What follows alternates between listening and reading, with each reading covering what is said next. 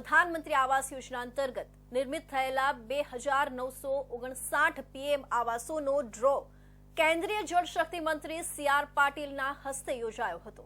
Athwa line સ્થિત Krishnakunj party plot ખાતે આયોજિત સમારોહમાં ગૃહ રાજ્યમંત્રી હર્ષ સંઘવી, વન પર્યાવરણ રાજ્યમંત્રી મુકેશ પટેલ અને મેયર દક્ષેશ માવાણી વિશેષ ઉપસ્થિત રહ્યા હતા। ડ્રોમાં નવું ઘર મેળવવા બદલ લાભાર્થીઓને અભિનંદન પાઠવતા જળશક્તિ મંત્રીએ જણાવ્યું હતું કે પ્રત્યેક વ્યક્તિને ઘરનું સ્વપ્ન હોય છે, ત્યારે સુરત જેવા ઝડપભેર વિકાસની હરણફાળ ભરી રહેલા શહેરમાં ગરીબ તેમજ મધ્યમ વર્ગીય પરિવારો માટે પીએમ આવાસ યોજના આશીર્વાદરૂપ સાબિત થઈ રહી છે। સૌ જરૂરિયાતમંદ નાગરિકોને પીએમ આવાસ યોજના અંતર્ગત પારદર્શક રીતે ઘરનું ઘર મળે એવું કેન્દ્ર, રાજ્ય સરકાર અને સુરત મહાનગરપાલિકાનું ધ્યેય રહ્યું છે। હાલ કોમ્પ્યુટરાઇઝ ડ્રોમાં જેમને આવાસ નથી લાગ્યા તે લાભાર્થીઓ પણ મકાનથી વંચિત નહીં રહે અને આગામી સમયમાં સુરતના પ્રત્યેક જરૂરિયાતમંદ પરિવારોને પીએમ આવાસ યોજના થકી પાકું ઘર મળી રહે તે દિશામાં સરકારની કટિબદ્ધતા વ્યક્ત કરી હતી। મોદી સાહેબના યોજનાઓને આગળ વધારી અને એમાં હમણાં જ જયપુરની અંદર મધ્યપ્રદેશ અને રાજસ્થાનની 11 નદીઓ, મોટી 3 નદી અને બાકીની 8 નદીઓ, 11 નદીઓને જોડવા માટેનો પ્રોજેક્ટ મંજૂર કર્યો, એનો ખાતમુહૂર્ત કર્યું અને એનો એમઓયુ ઉપર સાઇન પણ થઈ। આ પહેલો મોટો બનાવ છે કેન વેચવાનો અને પછી આ 11 નદીઓનું જોડવાનો આ કાર્યક્રમને કારણે જે સૌથી વધારે તકલીફ પાણીની રાજસ્થાનમાં છે, હું તમને ખાતરીથી કહી શકું એમ છું કે થોડા જ વર્ષોની અંદર રાજસ્થાન પાસે સૌથી વધારે પાણી હશે, પીવાના પાણીની વ્યવસ્થા પણ હશે, ખેતી માટે પણ પાણી હશે, ઇન્ડસ્ટ્રી માટે પણ પાણી હશે, પશુ માટે પણ પાણી હશે। એ પ્રકારની વ્યવસ્થા મોદી સાહેબ કરી રહ્યા છે। કેન્દ્ર સરકાર દ્વારા છેલ્લા 10 વર્ષમાં યોજનાકીય સહાયથી 25 કરોડ લોકોને ગરીબી રેખામાંથી બહાર લાવવાનું ભગીરથ કાર્ય થયું છે એમ જણાવી કેન્દ્રીય મંત્રીએ ઉમેર્યું કે પાણીની વૈશ્વિક સમસ્યા નિવારવા દક્ષિણ ગુજરાતથી શરૂ કરેલું રાજ્યવ્યાપી જળ સંચય જનભાગીદારી અભિયાન દેશવાસીઓને જળ સંચય દ્વારા ભૂગર્ભ જળસ્તર ઊંચા લાવવાની નવી રાહ ચીંધી રહ્યું છે। ગુજરાતીઓ બીચની મજા માણવા માટે ગોવા કે દીવ જવાનું પસંદ કરતા હોય છે। જો કે હવે બીચની મજા માણવા માટે ગુજરાતમાં જ એક નવું સ્પોટ આકાર પામ્યું છે। સુરતના સુવાલી બીચ પર સતત બીજા વર્ષે બીચ ફેસ્ટિવલનું આયોજન કરાયું છે, ત્યારે લોક ગાયિકા કિંજલ દવે સમારોહમાં ગીત સંગીતની રમઝટ બોલાવી પ્રવાસીઓને ડોલાવ્યા હતા। આપણું રાજ્ય કુદરતી સંપદાઓથી ભરેલું છે। ગુજરાત પાસે સૌથી લાંબો 1600 કિલોમીટર દરિયા કાંઠો છે। વર્તમાન સમયમાં આ દરિયા કિનારાને રમણીય પ્રવાસન સ્થળ તરીકે વિકાસ કરવા માટે રાજ્ય સરકાર કાર્યરત છે। એટલું જ નહીં, કુદરતી સુંદરતાથી ભરપૂર અનેક નાના નાના બીચોનો વિકાસ કરવામાં આવી રહ્યો છે।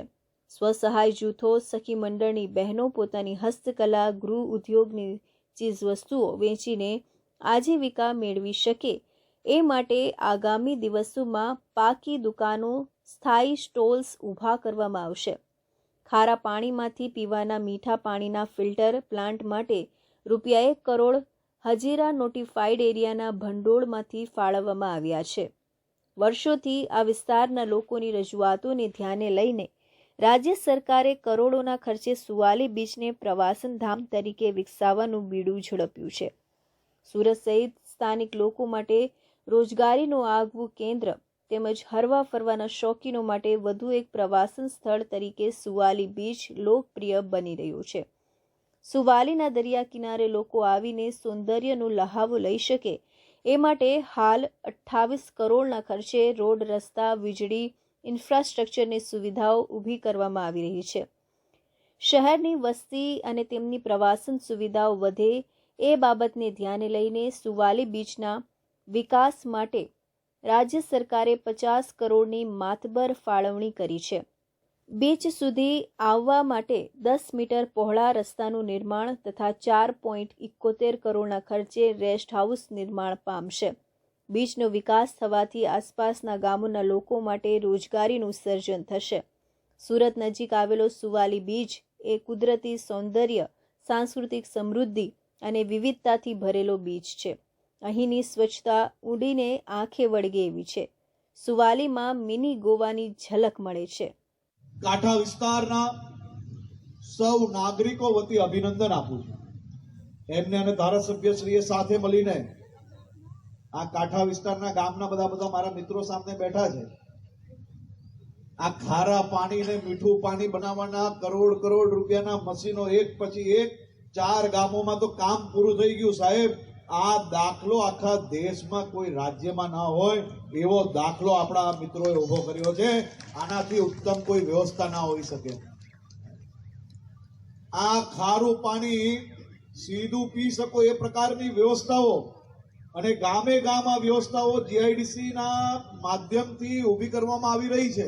સુવાલી બીચ ફેસ્ટિવલમાં પ્રવાસીઓને આકર્ષવા માટે બીચ સ્પોર્ટ્સ પ્રવૃત્તિઓમાં બીચ વોલીબોલ, દોરડા ખેંચ, કાઇટ્સ, ઊંટ સવારી, commando net, beam balancing, Burma bridge, rope climbing, tyre climbing, દિવસ દરમિયાન મહેંદી, સંગીત, નૃત્ય, ચિત્રકળા, અન્ય પ્રવૃત્તિઓ, માટીકળા, બાળકો માટે રમતો તથા food court, craft stalls, photo corner પણ છે. સાહસના શોખીનો માટે અહીં એડવેન્ચર સ્પોર્ટ્સ છે, તો ભાતીગળ વસ્તુઓના ચાહકો માટે હસ્તકલાની વસ્તુઓના સ્ટોલ્સ પણ છે. બાળકોના મનોરંજન માટે પણ અહીં સરસ મજાનું આયોજન છે.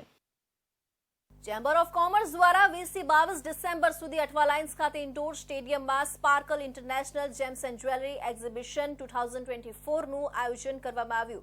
પ્રદર્શનનું ઉદ્ઘાટન સાંસદ મુકેશ દલાલ અને અભિનેત્રી ઈશા દેઓલના હસ્તે કરાયું. The southern Gujarat chamber of commerce and industry દ્વારા તારીખ 20, 21 અને 22 ડિસેમ્બર 2024 સુધી Pandit Deendayal Upadhyay indoor stadium Athwa lines Surat ખાતે sparkle international gems and jewellery exhibition 2024નું ભવ્ય આયોજન કરવામાં આવ્યું છે, જેમાં લોકપ્રિય ફિલ્મ અભિનેત્રી ઈશા દેઓલના હસ્તે ખુલ્લું મૂકવામાં આવ્યું છે. શુક્રવારના રોજ સ્પાર્કલ એક્ઝિબિશનનો ઉદ્ઘાટન સમારોહ યોજાયો હતો. સ્પાર્કલના ઉદ્ઘાટક તરીકે લોકપ્રિય ફિલ્મ અભિનેત્રી ઈશા દેઓલ ઉપસ્થિત રહ્યા હતા અને તેમના વરદ હસ્તે સ્પાર્કલ એક્ઝિબિશનનું ઉદ્ઘાટન કરવામાં આવ્યું હતું.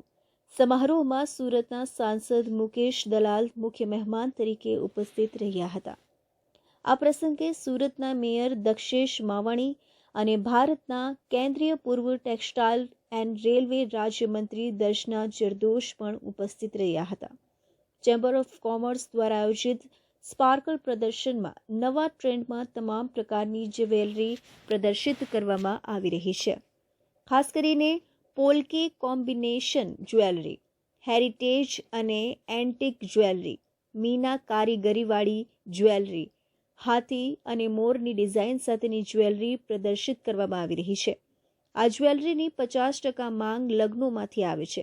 અત્યારે લગ્નની સિઝન ચાલી રહી છે અને ક્રિસમસ પણ આવવાની છે, તેથી સ્પાર્કલમાં ભાગ લેનારા તમામ જ્વેલર્सને તેનો ઘણો લાભ થશે. आकर बहुत ही अच्छा लग रहा है मुझे. मैं यहाँ पर स्पार्कल इंटरनेशनल एग्जीबिशन पर आई हूँ और मैं कहना चाहूँगी कि सबको यहाँ आके इस एग्जीबिशन का एक्सपीरियंस लेना चाहिए, क्योंकि हर एक पीस जो मैंने देखा अलग अलग जो इनके ब्रांड्स है, एक चीज़ इतना खूबसूरत और बहुत ही यूनिक ज्वेलरी है और यहाँ के लोग इतने प्यारे हैं. यहाँ का खाना मुझे बहुत पसंद है और I wish you all merry Christmas and happy new year. Isha દેઓલે પ્રદર્શનની પ્રશંસા કરતા કહ્યું કે વિશ્વભરના પ્રદર્શનોથી સ્પાર્કલ અનોખું છે. પ્રદર્શનમાં સુરત, મુંબઈ, જયપુર અને નાગપુરના 30થી વધુ જ્વેલર્સે ભાગ લીધો છે.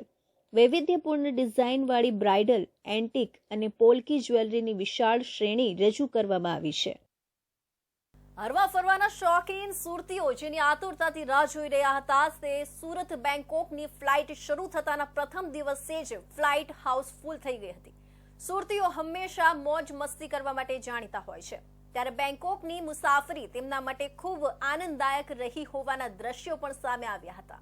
સુરત ઇન્ટરનેશનલ એરપોર્ટથી હાલ દુબઈની 2 અને શારજાહની 1 ઇન્ટરનેશનલ ફ્લાઇટ ચાલી રહી છે. શારજાહ સહિતની ઇન્ટરનેશનલ ફ્લાઇટ વધુમાં વધુ સુરતથી સીધી કનેક્ટિવિટી મળે તેવી રજૂઆતો પણ કરવામાં આવી રહી હતી. આખરે ધીરે ધીરે હવે સુરતને મળે તે પ્રકારની વ્યવસ્થાઓ થઈ રહી છે. સુરત એરપોર્ટથી પ્રવાસ કરનારા મુસાફરોની સંખ્યા સતત વધી રહી હોય અને અહીં ફ્લાઇટની સંખ્યા વધારવા માટે સતત રજૂઆતો કરવામાં આવી રહી છે. આ દરમિયાન એર ઇન્ડિયા એક્સપ્રેસ દ્વારા વિન્ટર શિડ્યુલ માટે સુરતથી બેંકોકનો સ્ટોલ બુક કરવામાં આવ્યો હતો.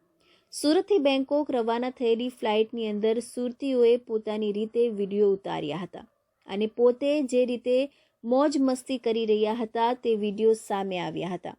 તેમના ચહેરા પરની ખુશી સ્પષ્ટ છલકાઈ હતી. ફ્લાઇટમાં જ ખમણ અને થેપલા ખાતા વિડીયો સોશિયલ મીડિયામાં વાયરલ થયા હતા. ફ્લાઇટમાં બેસેલા મુસાફરોને સુરતથી સીધી બેંકોકની ફ્લાઇટ મળતા પોતાની લાગણી વ્યક્ત કરી હતી અને કહ્યું હતું કે જે રીતે 5 થી 6 કલાક જેટલો સમય સુરતથી મુંબઈ એરપોર્ટ પર જઈને બગાડવાનો થાય છે તેના બદલે હવે સીધી બેંકોકની ફ્લાઇટ મળી જતા ઘણી રાહત થઈ ગઈ છે. સુરતી લાલાએ પહેલા જ દિવસે પોતાના પરચો બતાવી દીધો હતો. ફ્લાઇટમાં બેસેલા એક મુસાફરે પોતાની વાત કરતા કહ્યું કે પહેલા જ દિવસે સુરત બેંકોકની ફ્લાઇટમાં આલ્કોહોલ પૂરો થઈ ગયો. ફ્લાઇટના સ્ટાફે કહ્યું કે આવું શેલિંગ અત્યાર સુધી અમે જોયું નથી. નાસ્તો પૂરો, દારૂ પૂરો, બધું જ પૂરું થઈ ગયું. ત્યારે અમે ફ્લાઇટના સ્ટાફને કીધું કે ભાઈ સુરતવાળા હોય એટલે આલ્કોહોલની ફૂલ સુવિધા રાખવી. આમ પૂરું થઈ જાય ને તો ના ચાલે, એટલે બીજી વખત ફ્લાઇટમાં બધી સુવિધા રાખજો. યુવા મહોત્સવ દરમિયાન એબીવીપીના સભ્ય અને જર્નાલિઝમમાં અભ્યાસ કરતા વિદ્યાર્થીએ નેતા બનવાના ચક્કરમાં યુનિવર્સિટી પરિસરમાં ખાલી દારૂની બોટલો મૂકી યુનિવર્સિટીને ખોટી રીતે બદનામ કરવાનો પ્રયાસ કર્યો હતો. વીસીની ઓફિસ બહાર એનએસયુઆઈ દ્વારા વિરોધ કરવામાં આવ્યો હતો. વીર નર્મદ દક્ષિણ ગુજરાત યુનિવર્સિટીના શૈક્ષણિક પરિસરમાં દારૂની ખાલી બોટલો રાખી યુનિવર્સિટીની પ્રતિષ્ઠાને ઝાંખપ પહોંચાડવાનો પ્રયાસ કરનાર વિજય નારણ કટારિયાનો કિસ્સો સમગ્ર પરિસરમાં ચર્ચાનો વિષય બન્યો છે. માસ કોમ્યુનિકેશન વિભાગના આ વિદ્યાર્થીએ શિસ્ત વિરોધી કૃત્ય કર્યું હતું, જે બાદ યુનિવર્સિટી દ્વારા તેના પ્રવેશ પર સંપૂર્ણપણે પ્રતિબંધ મૂકવામાં આવ્યો છે. વિજય કટારિયા પીજી ડિપ્લોમા ઇન જર્નાલિઝમના વિદ્યાર્થી અને એબીવીપીના સભ્ય યુવા મહોત્સવ દરમિયાન પોતાની એક્ટિવા પર દારૂની ખાલી બોટલો લઈને ડાઇનિંગ હોલ તરફ જતા નજરે ચડ્યો હતો. સીસીટીવી ફૂટેજમાં સ્પષ્ટપણે દેખાયું કે તે ખાલી બોટલો થેલીમાં લઈને યુનિવર્સિટી પરિસરમાં વિતરણ કરવા માટે ષડયંત્ર રચી રહ્યો હતો. સીસીટીવી ફૂટેજને પુરાવા તરીકે વાપરી યુનિવર્સિટી દ્વારા આ કૃત્યને ગંભીરતાથી લેવામાં આવ્યું અને તાત્કાલિક કાર્યવાહી શરૂ કરવામાં આવી હતી. વિજયે આ કૃત્ય પોતાની વ્યક્તિગત પ્રસિદ્ધિ માટે કર્યું હોવાને પ્રકાશમાં લાવવામાં આવ્યું છે. તે દારૂની ખાલી બોટલો મૂકીને અને મીડિયાને પણ જાણ કરીને યુનિવર્સિટીને બદનામ કરવાનો પ્રયાસ કરી રહ્યો હતો. આ કિસ્સા પછી યુનિવર્સિટી પરિસરમાં શિસ્ત નિયમોના ઉલ્લંઘન પર ગંભીર ચર્ચા થઈ રહી છે. વિજયના કૃત્યને યુનિવર્સિટીના વાઇસ ચાન્સેલર ડોક્ટર કિશોરસિંહ ચાવડાએ યુનિવર્સિટી માટે કલંકરૂપ ગણાવ્યું છે. જી છેલ્લા 2 દિવસથી યુનિવર્સિટીના કેમ્પસમાં જે વિદ્યાનું ધામ કહી શકાય વીર નર્મદ યુનિવર્સિટીના કેમ્પસમાં ઢગલાબંધ દારૂની બોટલોના વિડીયો વાયરલ થયા છે. ત્યારે આજરોજ સુરત એનએસયુઆઈ દ્વારા કુલપતિ સાહેબને આવેદનપત્ર આપવા આવ્યા હતા કે ભાઈ ખરેખર દારૂની બોટલો આવી છે, ક્યાંથી કોણ લાવ્યું છે એની તપાસ થવી જોઈએ. તો આજરોજ જ્યારે અમે એનએસયુઆઈના કાર્યકર્તાઓ યુનિવર્સિટી ખાતે આવેદનપત્ર આપવા આવ્યા છીએ તે યુનિવર્સિટીના સાહેબના સિક્યુરિટી દ્વારા અમને અહીંયા અટકાવવામાં આવ્યા છે અને ખરેખર તપાસ તો એ થવી જોઈએ કે આ યુનિવર્સિટીમાં બોટલો આવી છે, ક્યાંથી કોણ લાવ્યું છે. આખી યુનિવર્સિટીમાં ઢગલાબંધ કેમેરાઓ છે, એક ખૂણે કેમેરા મૂકેલા છે. તો ખરેખર તપાસ તો એ જ થવી જોઈએ કે ક્યાંથી આવી છે. અને યુનિવર્સિટીના કુલપતિ સાહેબનું ગઈકાલે નિવેદન એવું આવ્યું છે કે એસએમસી જે કચરો ઉપાડવાની ગાડીઓ અહીંયા આવે છે એ એસએમસીના કર્મચારીઓ અહીંયા દારૂની બોટલો ઠાલવીને ગયા છે.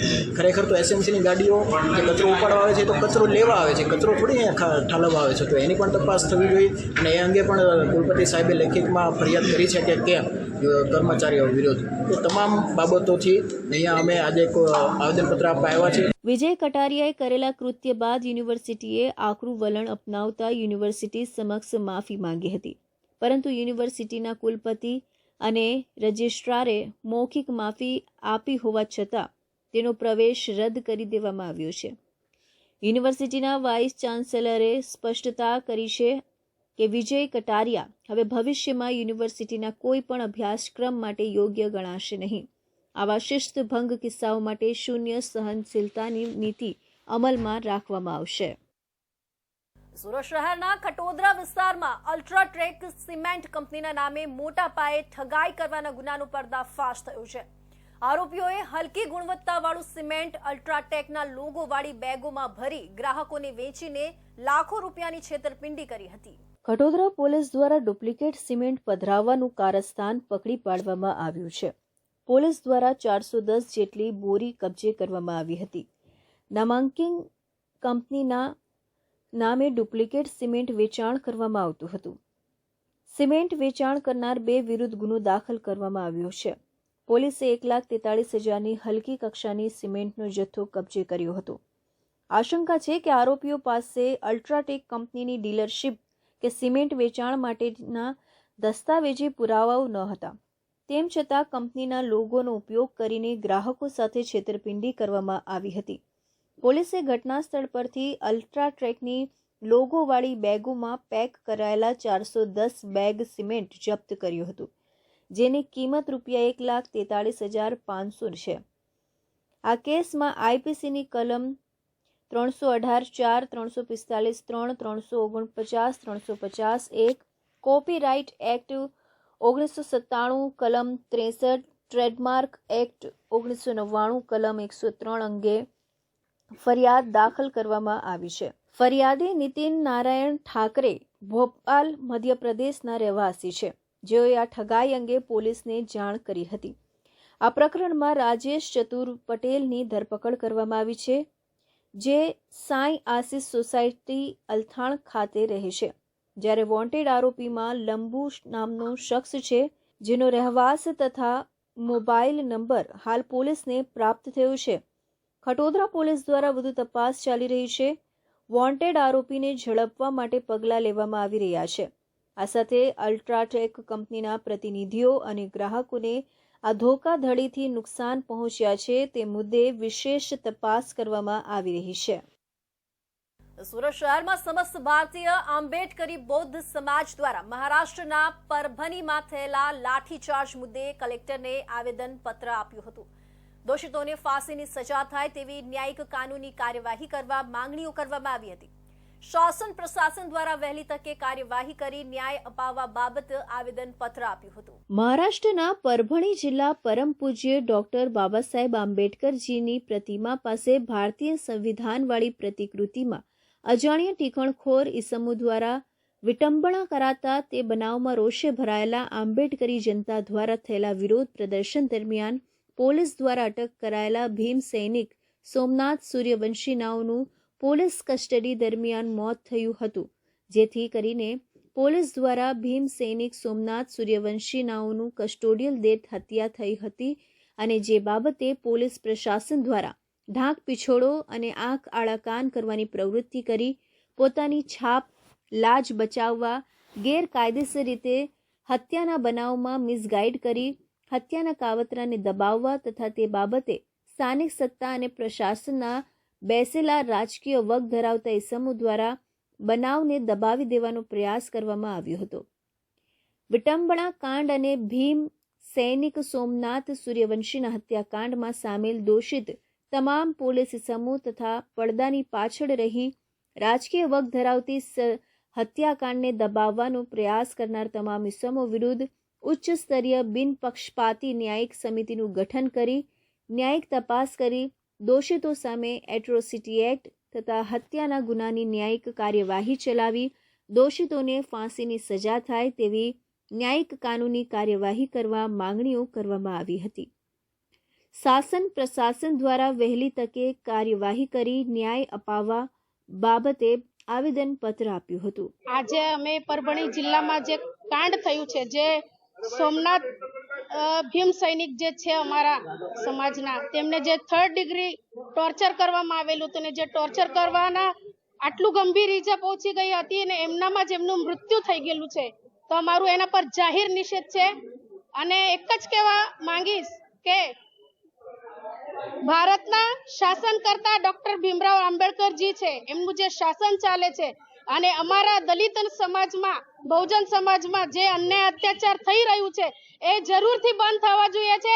એ જ અમારી કલેક્ટર સાહેબ શ્રીને આવેદનપત્ર સાથે માંગણી છે.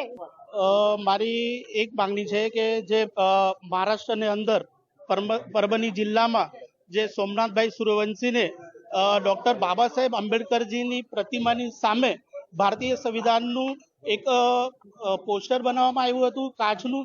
એમાં એક અજાણે ઈસમે પવાર કરીને 45 વર્ષીયના પવારના હસ્તે એને તોડવામાં આવ્યું છે. એ વખતે તાના સ્થાનિક લોકોએ આંદોલન કર્યો છે. એ આંદોલનકાળમાં જે આરોપીને માંગ કરી હતી કે આરોપીને આપણે જલ્દથી જલ્દ પકડવામાં આવે, પરંતુ એ આંદોલનના સમયમાં જે તાના રહેવાસી હતા એમાંથી સોમનાથ સૂર્યવંશી એમની ધરપકડ કરી ને પ્રશાસને, પોલીસ પ્રશાસને મળીને એમના ઘરેથી લઈ ગયા છે અને એને એટલો ઢોર માર માર્યો છે. શહીદ ભીમ સૈનિક સોમનાથ સૂર્યવંશીના પરિવારને સરકાર દ્વારા તાત્કાલિક 20 લાખ રૂપિયાનું વળતર ચૂકવવામાં આવે અને તેમના પરિવારમાંથી યોગ્ય વ્યક્તિને કેન્દ્ર અથવા રાજ્ય સરકારમાં સરકારી નોકરી આપવામાં આવે તેવી માંગ કરવામાં આવી હતી.